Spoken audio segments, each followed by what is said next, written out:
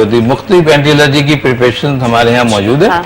Prophylactic यानी 2 टांकी होती हैं। एक तो होता है कि जो फौरी तौर पर उसको कंट्रोल करती है, ठीक है। और एक ऐसे लोग जैसे एस्थमा हो गई या कोई कॉन्टैक्ट डर्मेटाइटिस हो रहा है या कोई चीज, हम उनको जो है प्रोफाइलेक्टिक ट्रीटमेंट के तौर पर देते हैं, यानी वो कुछ लेते रहेंगे हाँ। कुछ अरसे तक, तो वो जो कंडीशन डेवलप हो रही है एलर्जी की, वो इतनी नहीं होगी, बिल्कुल रिड्यूस हो जाएगी। अरे डॉक्टर साहब, छींक का आना, जो एकदम से छींकें आती हैं हम लोगों को, अगर हम कहीं बैठे हुए और एकदम से डस्ट के कोई पार्टिकल्स हमारे मुंह में नाक में चले गए या कुछ भी हो जाता है, तो बार बार एबनॉर्मल तौर पर छींकें आने लगती हैं, तो ये भी क्या एलर्जी की एक फॉर्म है? ये भी एलर्जी की किस्म है, और ये एक आपका डिफेंस मैकेनिज्म है। अच्छा। हमारे यहाँ सिलिया यानी हेयर्स होते हैं नाक के अंदर, और वो इसको रिमूव करती है, यानी आपने कोई चीज टकराई ना कि हवा के थ्रू आई बन गया, तो उन्होंने रिमूव किया वो। अच्छा। ये उनकी असल में उनका एक रिएक्शन है। हाँ। तो वो उसको जो है वो अंदर नहीं हमारे रखते। कहते हैं शुक्र हाँ, वो बाहरी बाहर रखते हैं हाँ, उसको, हाँ। छींक से निकालते हैं, तो एक प्रोटेक्टिव मैकेनिज्म है ये। अच्छा, तो ये कोई घबराने वाली बिल्कुल चीज नहीं घबराने है। की बात नहीं चले, सही है, ठीक है। अच्छा, बाज़ लोगों को, जैसे अभी इन्होंने हमारी कॉलर ने कहा कि जी परफ्यूम से हो जाती है, हम कपड़ों पे बात कर रहे हैं, बहुत से लोगों को खाने से एलर्जी होती है। आई मीन खाने, कोई अंडा खा रहा है तो उससे पेट में दर्द हो रहा है, और या कोई ददौड़े पड़ गए हैं, बड़े बड़े से दाने पड़ जाते हैं, या कुछ अक्सर अमूमन हम सुनते हैं भाई इसमें इतनी दवा हम नहीं खा सकते क्योंकि हमें एलर्जी है। बच्चों में भी क्या इस तरह की चीज होती है? दूध से या? देखिए, डाइट में सबसे ज्यादा हमारे यहाँ जो अच्छी डाइट मानी जाती है वो गोश्त हो गया ना, मुर्गी हो गई, और इसे अंडा हो गया, मछली हो गई, ये हमारे अच्छी डाइट है, और इत्तेफाक ऐसा है कि इनमें एलर्जन मौजूद है। इनमें है मौजूद? इनमें एलर्जन मौजूद है। बच्चों में की बॉडी, इसमें वही बॉडी टू वेरीज करती है। ठीक है। अंडे में मौजूद है, गोश्त में मौजूद है,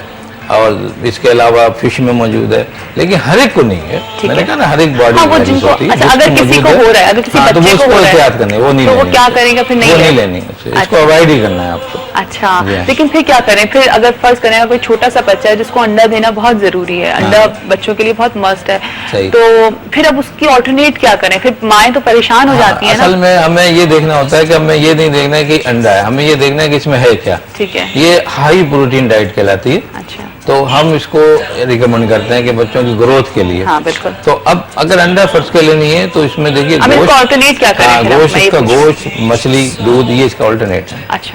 हाँ, वही चीजें जो इन चीजों में मौजूद है, वो आप वहाँ उनके हिसाब से दे दें। ठीक है। तो वो ऑल्टरनेट हो जाता है। वो ऑल्टरनेट हो जाएगा। और बड़ों को भी, बड़ों का भी यही हिसाब होता है। अच्छा, वो जो बड़े बड़े से दौड़े जो पड़ते हैं, वो क्या चीज़ है? यही मैं बताऊं कि ये कंडीशन, रेस कंडीशन अर्टिकेरिया कहलाती है। ठीक है। ये मुख्तलिफ चीजों में डेवलप होती है, और ये अर्टिकेरिया एंटी एलर्जी देने से खत्म हो जाता है। ठीक है। अच्छा, इसके ट्रीटमेंट्स क्या होते हैं एलर्जी के? अगर कोई टेस्ट होते हैं बाकायदा, किस तरह से उनको ट्रीट किया जाता है? सिंपल टेस्ट हम कराते हैं, CPSR कराते हैं। तो हमने जैसे बताया आपको कि अगर उसमें एलर्जी हो रही है तो इसिनोफिल जो होंगे वो बढ़ जाते हैं। अच्छा। है ना, यानी एक फिगर है, वो रेस हो गई, ठीक है ना। अच्छा, अगर बहुत ज्यादा रेस है तो हम समझे बहुत एलर्जी हो रही है ना। हमने कम है तो कम हो रही है, इसने कुछ और सेल हैं बेसोफिल वगैरह, वो भी बढ़ जाते हैं इसके अंदर। ठीक है। तो एक तो उससे पता चलता है। फिर एक एंटी एलर्जिक टेस्ट होता है आजकल हमारे यहाँ। अच्छा। खाने में भी है, इस्लामाबाद इंस्टीट्यूट जो वहाँ बहुत अच्छा होता है, कराची में भी पाए जाते हैं। वो जरा कॉम्प्लिकेटेड होता है, यूजुअली हम नहीं कराते, लेकिन ऐसे केस जो बहुत ज्यादा वो जेनेटिक भी हो और प्रॉब्लम बहुत ज्यादा क्रिएट कर रहा हो, तो फिर हम उसको भेज देते हैं टेस्ट के लिए। वो मेरा ख्याल है इस टाइप के होते हैं कि बॉडी के पूरे टिश्यू एक एक करके टेस्ट करते हैं। अच्छा। एलर्जी में उनमें मतलब एक काफी कॉम्प्लिकेटेड प्रोसीजर है, उसमें आप एक स्टेज पे प्रेफर करते हैं मरीज को कि अब आप जाके एलर्जी टेस्ट करवा लें? वो मतलब कि जो जेनेटिक आ रहे हैं, मतलब उनके पेरेंट को भी है, और मालूम हुआ कि उनके भाइयों में भी वो चीज़ पाई जा रही है, उनमें भी पाई जा रही है, और जो पाई जा रही है जब वो चीज़ कोई उसको एंटी एलर्जिक लेते हैं, वो तो उतनी आसानी से उनको कंट्रोल भी नहीं होता।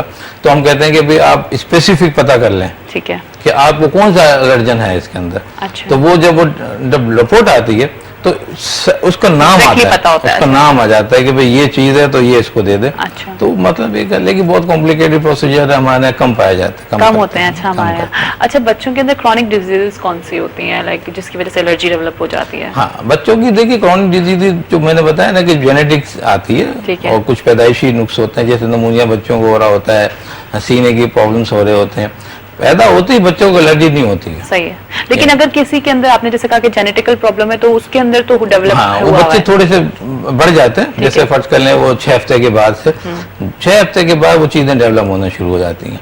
अब उसमें जैसे फर्ज कर लें कि माहौल का कोई असर है तो सीना खराब हो रहा है उनका। अच्छा। तो अब अगर जेनेटिक है तो बच्चे का सीना ज्यादा खराब होगा, यानी उसमें जो है आवाजें आएंगी, रोंकाई आते हैं, ऐसे आप देखेंगे कि महसूस करेंगे कि बच्चे की सीटियां की आवाज आ रही है। हाँ, हम कहते हैं ना, सीटियां बज रही हैं। सीटियां बज रही हैं उसमें, तो ये सीटियां बज रही, लेकिन उसमें बच्चे को बुखार नहीं होगा। ठीक है। उसमें बच्चे का कोई बच्चा ऐसा नहीं है कि बहुत ज्यादा चीखो पुकार कर रहा हो, तकलीफ है कुछ नहीं, सिर्फ प्रॉब्लम सांस में होगी, मुंह खोल के सांस लेगा।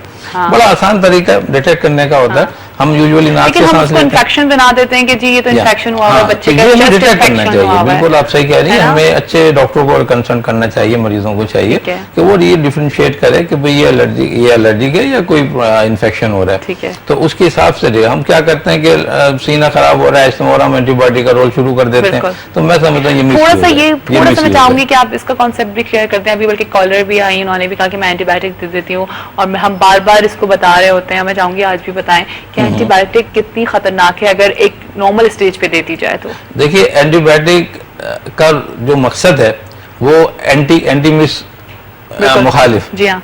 और ये बायोटिक कहते हैं हम जर्म्स को, कि जो जर्म के खिलाफ इस्तेमाल करें। जब आप एक डिटेक्ट कर लिया आपने कि ये जर्म से, तो एंटीबायोटिक दें आप उसको, है ना। जब आपने डिटेक्ट नहीं किया तो एंटीबायोटिक कोई भी किसी किस्म की रिकमेंडेशन नहीं होनी चाहिए। ये बहुत समझदारी से आपको ये जो इस किस्म की चीजें यूज करनी चाहिए, क्या होते हैं ताकि लोगों को पता हो। साइड इफेक्ट यूजुअली इनके इतने नहीं होते एंटीबायोटिक के, जितनी हमारे यहाँ आजकल तरक्की हो रही है, यानी हम कहते हैं कि डेवलपमेंट हो रहा है, एडवांसमेंट जितना हो रहा है, वो हो इसी बात कर रहा है कि सेफ्टी प्रोफाइल में ज्यादा है। जितनी एंटीबायोटिक, एक कंसेप्ट हमारे यहाँ एंटीबायोटिक का ये होता है कि साहब वो थर्ड जनरेशन उन्होंने दे दी है, तो सब बहुत स्ट्रॉन्ग दे दी है, हमारा बच्चा उसको अफोर्ड नहीं कर पा रहा था, बीमार हो जाता है। ऐसा नहीं है। जितनी हाईली जो है एंटीबायोटिक अच्छी होगी, यानी अच्छी कंपनी की होगी, ब्रांडेड होगी, और थर्ड ग्रुप या सेकंड ग्रुप की जनरेशन जो होती हैं उनमें होगी, या कॉलोनल ग्रुप जो भी होगा, इनके साइड इफेक्ट बड़े कम होते हैं, और इनका जो मोड ऑफ एक्शन बहुत सेफ होता है, लेकिन समझ के देना चाहिए। लेकिन अभी आपने ब्रांडेड की बात करी, तो हर कोई तो ब्रांडेड नहीं अफोर्ड कर सकता ना। आप अगर हमारे जो लोअर तबका है तो वो तो बेचारे नहीं। ये अलमिया है, ये हमारे मुल्क का एक सोशो इकोनॉमिकल स्टेटस की मसला है कि यहाँ हम इतना अफोर्ड भी नहीं कर पाते, और बीमारियां भी ज्यादा है। बिल्कुल, हमें करना भी होगा। तो ये एडवांटेज लेते हैं, लोकल कंपनियां हैं या दो लोग, वो उसका एडवांटेज लेती हैं। जी हाँ, वो उसका यूज करती हैं। तो अब एंटीबायोटिक स्ट्रिक्टनेस क्यों नहीं है हमारे यहाँ? मैं आपसे एज आप एक्सपर्ट हैं, आपसे मैं पूछूंगी कि हमारे इस पे क्यों नहीं काम हो रहा कि जी तमाम दवाओं को एक प्राइस पे करा जाए, लोगों के लिए वो करा जाए। फिर सबसे बड़ी बात इस बात पे भी वो करें कि हम लोग बड़े आराम से, हम देखते हैं हमारा जी ये दवा लिख के दे दी, जाके ले ली, जब तक एक प्रूव ना हो हमारे पास, हम कैसे कोई दवा खरीद सकते हैं? बिल्कुल, देखिए लॉ एंड ऑर्डर आता है, ब्रीफली मैं बात कर रहा हूँ। हमें लॉ एंड ऑर्डर को फॉलो करना चाहिए। कानून हर चीज का बना हुआ है। हाँ। हर चीज का कानून बना हुआ है, सेहत का जो के हवाले से उन्होंने बनाए हुए हैं, हुकूमत ने बनाए हुए हैं। हमारे यहाँ लॉ एंड ऑर्डर की कोई सिचुएशन ही नहीं है। तो ये कहीं भी अप्लाई नहीं होता। हमारे यहाँ एक मैं बताऊं कि रिश्वत, जो हमारे यहाँ रिश्वत का एक कंसेप्ट है, वो इसीलिए ज्यादा है कि लॉ एंड ऑर्डर मौजूद, हम फॉलो नहीं करते। वो साहब जो भी आते हैं रिलेटिव जो डिपार्टमेंट के, वो आ कहते हैं भाई आपने ये काम नहीं किया, लिहाजा इतनी पेमेंट दे दें, वरना आप हैं। अब अपने बचाव के लिए उनका हर एक का अपना जरिया मौजूद है। अगर लॉ एंड ऑर्डर आज सख्त कर दिए जाए, मैं समझता हूँ इतनी जो लोगों में मॉर्टेलिटी रेट है और दूसरे प्रॉब्लम में इतने सॉल्व हो जाएंगे, और इतना पीस हो जाएगा आपका माशरे में कि बेहतरीन सिस्टम डेवलप हो जाएगा। सही बात है, बस अल्लाह करे कि वो हो जाए और हम सब उसको फॉलो करने लगे। अच्छा डॉक्टर साहब, बिल्कुल एंड की तरफ जा रहे हैं अपने सेगमेंट के। मैं आपसे पूछूंगी कि एलर्जी के सिम्टम्स क्या होते हैं, किस तरह से जब एलर्जी हमारे बॉडी के अंदर रिएक्ट करती है, जब वो रिएक्शन आता है, तो किस तरह से हमें पहले ही उसको पकड़ लेना चाहिए? बिल्कुल। और फिर सेकेंडरी चीज मैं आपसे ये भी पूछूंगी कि इसको ये भी बताइएगा कि हम इसको इजी लें या थोड़ा सा इसको सीरियस लेना चाहिए? सही। देखिए सब भी एलर्जिक की बात आती है तो हम सिंपल वे में इसमें दो चीजें आती हैं। जैसे आपने कहा था ना कि निशानात बनता है, टिकेरिया टाइप की चीज होती है। अगर वो जिल्द पर आ रही है तो वो खारिश होगी और वो निशानात बनेंगे, ये सिम्टम्स। दूसरी चीज एलर्जिक सीने की ले लें आप। ठीक है। सीने में जब भी बच्चे को होगी तो उसमें आवाज आनी शुरू होगी, सीटीसी बजेगी। अच्छा, समझे ना। अब वो बिला वजह है, यानी आपने देखा बच्चा रात को सो रहा है, रात को उसको आवाज आनी शुरू होगी, तो ये एलर्जिक है। ये इन्फेक्शन डेवलप नहीं हुआ। इन्फेक्शन के लिए होगा पहले बुखार होगा, फिर उसमें जो है खांसी शुरू हो गई और फिर वो चलते उसका प्रोसीजर होता है पूरा। इसमें कोई रीजन नहीं, आपने देखा एकदम वो डेवलप होगी। मालूम हुआ कि तेज हवा आ गई थी या उसने पानी पी लिया था तो उसकी वो सीने से आवाज आनी शुरू होगी, है ना। अच्छा, ये चीज होगी। बाद औक़ात ये हुआ कि उसने कहा कि भाई मुझे जो है उल्टियां शुरू हो गई। और खारिज भी शुरू हो गई, पहले अंडा खाया था, हाँ है ना, उसके 1-1.5 घंटे के बाद ये चीजें डेवलप हो गई।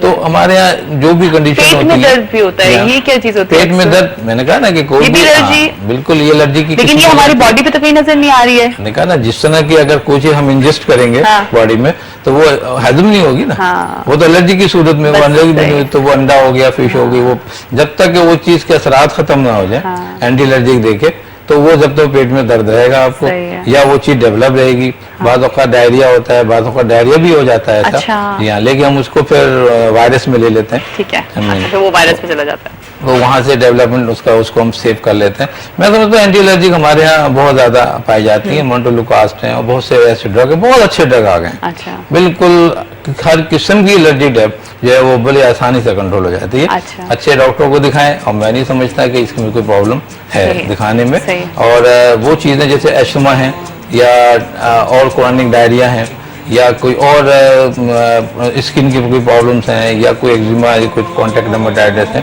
इन सब का बेहतरीन ट्रीटमेंट मौजूद है।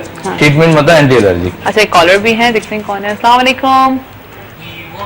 हेलो, अस्सलाम वालेकुम, सुबह बखैर। कैसी हैं बेटा? मैं बिल्कुल ठीक ठाक हूँ, आप कैसे हैं? यूसुफ कराची से। जी जी, मैं पहचान गई यूसुफ साहब आपको। आप बैठे हैं, बड़े ही काबिल, और मैं क्या तारीफ करूं, मैं थोड़ा बहुत जानता हूं इनके बारे में माशाल्लाह। तो डॉक्टर साहब, मुझे एक सवाल करना है, जो आम मेरा कोई मसला नहीं है, कुछ ऐसी चीज नहीं है, लेकिन जैसे ये कहते हैं फला चीज गर्म है, जैसे आप एलर्जी पे डिस्कस कर रहे थे, फला चीज ठंडी है, तो ठंडी गर्म वाकई कोई चीज होती है, टेम्परेचर से सिर्फ इसका ताल्लुक है? ठीक, जानना चाह रहा हूँ मैं। चले ठीक है, thank you so much, thank you जी, thank you, thank you very much. हाँ, ये हम लोग कहते हैं भाई ये चीज गर्म खा ली तो ये प्रॉब्लम हो गई, और एक जनरल बात है ये ठंडी गर्म का। तो मैंने शायद पहले भी शायद अपने लेक्चर में बताया हमने कि ठंडा गर्म का कोई कंसेप्ट नहीं होता, ये बॉडी रिस्पॉन्स होता है। सही है। आपकी बॉडी किस चीज को एक्सेप्ट कर रही है और किस चीज को एक्सेप्ट नहीं कर रही है, किसको रिजेक्ट कर रही है। बहुत सी अच्छी चीजें, जैसे मिसाल के तौर पर एक आइसक्रीम है, एक बॉडी आपकी, आप आइसक्रीम खाती हैं, बहुत हैप्पी रहती हैं, कोई शोर थ्रोट नहीं, कुछ नहीं है। फर्ज कर लें कि मैं खाता हूं तो मुझे भी नहीं, मैं तो नहीं खा सकता, गले में दर्द, ये हाइपर सेंसिटिविटी। ये भी कहता है आइसक्रीम तासीर गर्म है, कोई बात नहीं, उसमें ये चीज कुछ नहीं है, कुछ नहीं है, ये ऐसा ठंडी गर्म का अपना कंसेप्ट तो है, है वो एलर्जी मत है, आप ठंडी चीज ले रही है, बहुत गर्म ले रही है, आपके जो है एक सिस्टम है बॉडी का, दांत है, जुबान है, ये सब चीजें रेट करती हैं। एक एक्लिमेटाइजेशन एक चीज होती है, यानी उसको कहते हैं मवाफिक हालात, उर्दू में शायद ऐसे ही कहते हैं। वो चीज हम हर चीज हर जगह होती है। मिसाल के तौर हम कहते हैं कि बॉडी को आप नॉर्मल टेम्परेचर पे रखें, ठीक है ना, हम और आप बैठे हुए नॉर्मल में, तेज होंगे तो हमारी बॉडी रिएक्ट करती है। बेहतर तरीका ये है कि आप एक नॉर्मल टेम्परेचर की चीज लें, ना ज्यादा गर्म हो ना ज्यादा गर्म ठंडी हो। अगर ज्यादा गर्म और ठंडी हो तो फिर बॉडी का मिजाज आता है, उसके बॉडी के सेल्स आते हैं। एलर्जिक अगर आ रही है, फर्ज कर लें आपने डिटेक्ट कर लिया कि आपको जो है वो जो है आइसक्रीम से एलर्जिक है, सपोज कर रहे हैं, या अंडा खाने से, तो वो कितना ही गर्म हो या कितना ही ठंडा है, वो आपको नुकसान दे, ठीक है। अगर ये सब कुछ, अगर ये सब के फैक्टर जो मैं बता रहा हूँ नहीं होते, तो सबसे ज्यादा हमारे मुल्क में भी और बाहर भी अंडे खाए जाते हैं, दूध लिए जाते हैं, मीट लिया जाता है, तो सबको एलर्जी होती है। जाते जाते बस लास्ट सवाल आपसे करूंगी, ये बताएं कि हम कितना ठंडा पानी पी सकते हैं, क्योंकि बहुत से लोग बहुत चिल्ड पानी पी रहे होते हैं, बहुत से लोग क्या टेम्परेचर होना चाहिए पानी का जो कि ठंडा भी हो, और किस तरह का? नॉर्मल एक टैप वाटर हम कहते हैं, ये जो मिनरल वाटर तो नहीं पी सकते ना इतनी गर्मी में।